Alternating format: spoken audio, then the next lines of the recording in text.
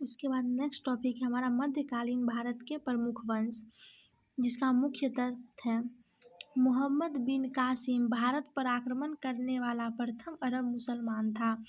उसने 712 ईस्वी में सिंधु को जीत लिया था। इस समय सिंधु पर दाहिर का शासन था। भारत पर अरब वासियों के आक्रमण का मुख्य उद्देश्य धन दौलत लूटना तथा भारत में इस्लाम धर्म का प्रचार प्रसार था। भारत पर आक्रमण करने वाला प्रथम तुर्की मुसलमान सुबुक्तगिन था। अब हम जानेंगे महमूद गजनवी के बारे में। महमूद गजनवी कौन था? महमूद गजनवी सुबुक्तगिन का पुत्र था।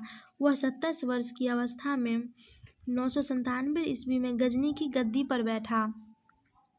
महमूद गजनवी ने भारत पर 1001 ईस्वी से 1030 ईस्वी तक 17 बार आक्रमण किए।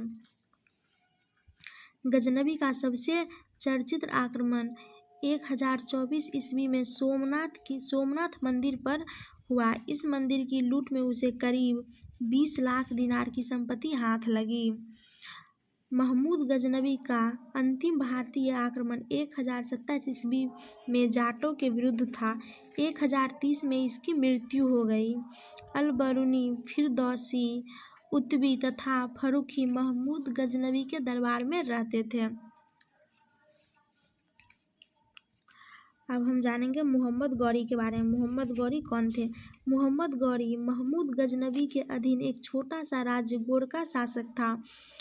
वह 1173 ईस्वी में शासक बना, यानी 1173 ईस्वी में छोटा सा राज्य गोरका शासक बना।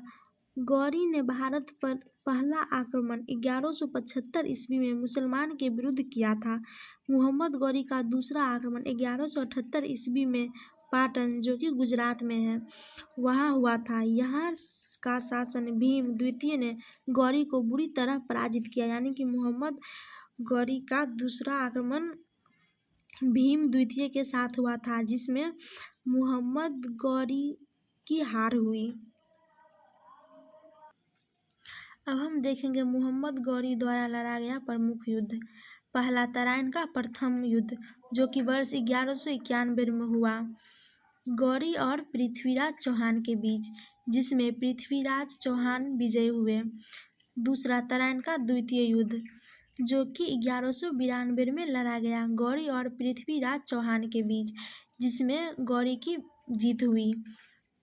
चंदावड़ का युद्ध, जो कि 1194 ईस्वी में गौरी एवं जयचंद्र के बीच हुई, जिसमें भी गौरी की विजय हुई। मोहम्मद गौरी की हत्या 15 मार्च 1206 ईस्वी को कर दी गई।